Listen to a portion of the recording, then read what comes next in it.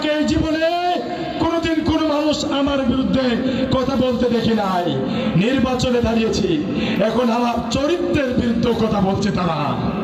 আমি আমার সেই কথা মেনে নিয়েছি। আমাকে বলেছে, দুঃখ এবং আফসোসের বিষয়, তারা নির্বাচনের জন্য এমনকি আমার বাবার বিরুদ্ধে কথা বলেছে। আমার তখনই সবচাইতে বেশি কষ্ট হয়েছে। আমার বাবাকে আমি জীবনে এমন কোনো কাজ করে নাই যে আমার বাবার বিরুদ্ধে কেউ কথা বলুক। আমার বাবার বিরুদ্ধে কথা বলার জন্য উপজেলা নির্বাচনে আসি নাই। আমাকে আমার বাবার নাম নিয়ে অনেক অপবাদ আমাকে দেওয়া হয়েছে। যে অপবাদটা মেনে নিতে আমার বুক বরাবর কষ্ট হয়েছে। আমার অপরাধ কি? আমি বাহুবলের মানুষের খেদমত করার জন্য আসছি। আমি বাহুবলের মানুষের সেবক হতে আসছি। আমি বলেছি বাহুবল উপজেলা পরিষদের তেমন কোনো বরাদ্দ নাই। আমি আগামী 5 বছর বাহুবল উপজেলাবাসীকে 5 বছরে 5 কোটি টাকা বরাদ্দ দিব। কয় কোটি টাকা? 5 কোটি টাকা বরাদ্দ দিয়ে প্রতি ওয়ার্ডে ওয়ার্ডে আমি বন্টন করে দিব। চার্ট আমি টাঙ্গাই দিব। এটা আমার অপরাধ। আমি বলেছি উপজেলা পরিষদের যে বেতনটা আসবে, ওই বেতনটা আমি নেব না। বাহুবলের অবহেলিত লাঞ্ছিত ইমাম সাহেবদের কাছে আমি আমার বেতনটা বন্টন করে দিব। এটা আমার অপরাধ। এজন্য আমাকে আমার বাবার নাম সহ আমাকে মিথ্যা অপবাদ দেওয়া হচ্ছে। এটার বিচার আমি আপনাদের কাছে রেখে দিলাম। আমি আর কি করছি?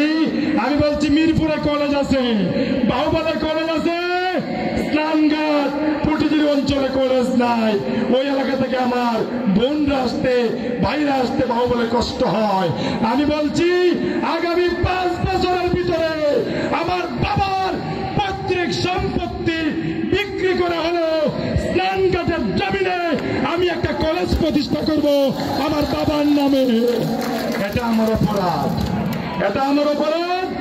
আমার অপরাধ নয়। ওরা বলে আমি বিচার জানি না। আমি বলছি প্রধানমন্ত্রী শেখ হাসিনা যদি বাহুবল বাজারে আসেন, বাহুবল বাজারের সভাপতি আওয়ামী লীগের সভাপতিত্ব করতে পারেন কি পারেন না? যদি প্রধানমন্ত্রী আসলে বাহুবলের সভাপতিত্ব করতে পারেন।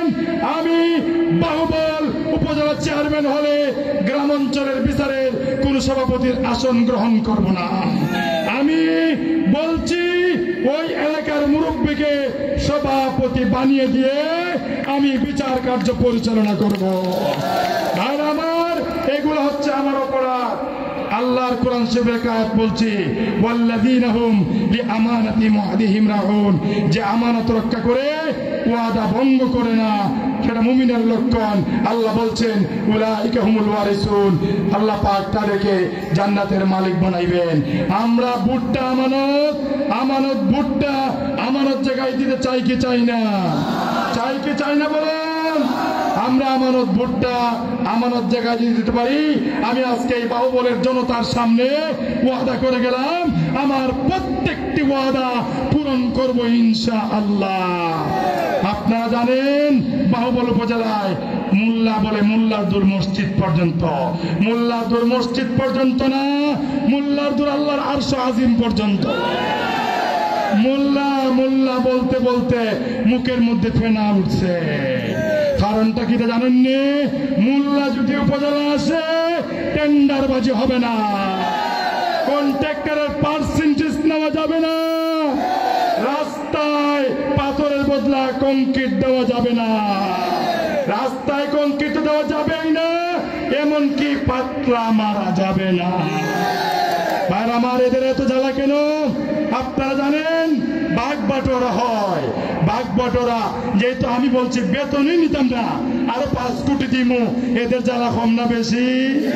ওদের অন্তরে জ্বালা। ওদের কিসে জ্বালা বলেন তো? এদের অন্তরে জ্বালা।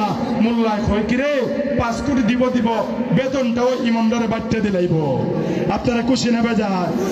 এরা হয় তাহলে তো যেটা আইব আমরা যে একটু ভাগ যোগ করতাম আসতাম, ভাগ যোগ তো আমরা করতাম পারতাম না।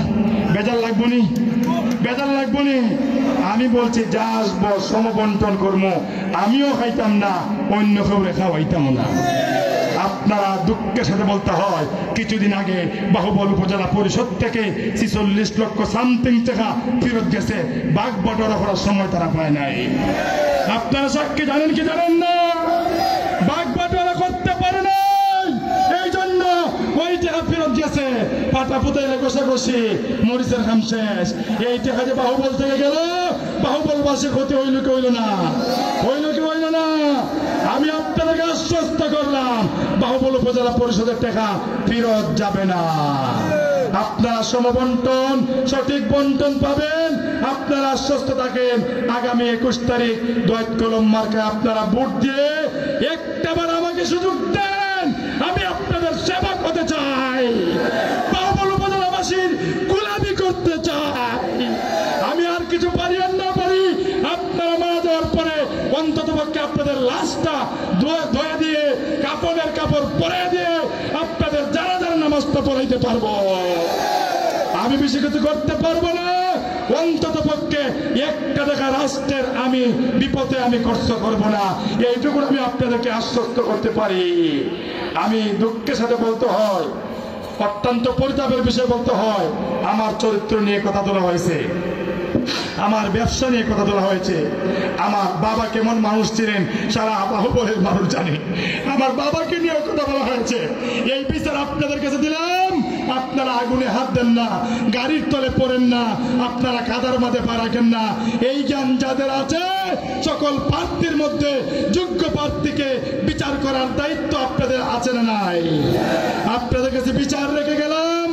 আমি ছোট্ট মানুষ, যদি চলনে বলনে আমার এই জীবনে কাউকে যদি কোনো কষ্ট দিয়ে থাকি, আল্লাহর রাস্তায় মাফ করে দিয়ে মন থেকে সব দুঃখ কষ্ট বলে দিয়ে আগামী 21 তারিখে গরিব দুঃখী মেহনতি মানুষের বিজয়ের জন্য, তাদের খেদমতের জন্য দোয়াত কলম মার্কায় আমি ভোট চাই। আগামী 21 তারিখের বিজয় এটা আমার একক বিজয় নয়, এটা বাহুবলের আপামর জনতার বিজয় হবে। এটা প্রতিবন্ধী মানুষের বিজয় হবে, বিধবাদের বিজয় হবে। এটা বিশুদ্ধ পানি বাহুবলে নলকূপ স্থাপনের একটি বিপ্লব ঘটবে। আমি ইতিমধ্যে 100 ডিপ টিউবওয়েলের গভীর নলকূপের প্রজেক্ট নিয়েছি, অনেকগুলা দিয়েছি। টিওনো সাহেব বলছে এখন ঘোষণা হয়েছে তফসিল, আর দিবেন না। ইতিপূর্বে আমরা বলা হয়েছে আমাদের মুসলিম হ্যান্ডস থেকে প্রায় 1400 টিউবওয়েল দেওয়া হয়েছে। আগামী 21 তারিখের বিজয় সঠিক বন্টনের বিজয় হবে। আগামী 21 তারিখের বিজয় দুঃখী মেহনতি মানুষের বিজয় হবে। আগামী 21 তারিখের বিজয় চা শ্রমিকদের বিজয় হবে। পরিশেষে আপনাদের দীর্ঘায়ু সুস্থতা কামনা করে, আপনাদের দীর্ঘ হায়াত কামনা করে, বাহুবলের উন্নয়নের ধারাকে অব্যাহত রাখার জন্য দোয়াত কলম মার্কায় বিজয় করবেন, ভোট দিবেন, ভোট পাহারা দিবেন। কোনাকুনি কোনো কাজ হবে না। ভোট পাহারা দিতে পারবেন কি পারবেন না? আপনারা ভোট পাহারা দিবেন। আর আপনারা আপনাদের আত্মীয় স্বজনকে, বন্ধু বান্ধবকে ফোন দিয়ে 21 তারিখে ভোট দেওয়ার উদাত্ত আহ্বান জানিয়ে, বিশেষ করে আমি ক্ষমা চেয়ে নিচ্ছি ব্যবসায়ী ভাইদের প্রতি, জোর হাতে আমি ক্ষমা চেয়ে নিচ্ছি। আপনাদের ব্যবসা প্রতিষ্ঠানে আমি অনেকক্ষণ পর্যন্ত ধৈর্য সহকারে আপনারা আমাকে সুযোগ দিয়েছেন, এজন্য আমি আপনাদের প্রতি চিরকৃতজ্ঞ। সিএনজি শ্রমিকদের প্রতি আমি চিরকৃতজ্ঞ। যদি আল্লাহ কবুল করে আমাকে আপনারা খাদিম হিসেবে পাবেন। পরিশেষে সবাইকে ভালো থাকুন, দেখা হবে বিজয়ের মিছিলে। আসসালামু আলাইকুম ওয়া রাহমাতুল্লাহি ওয়া বারাকাতুহু।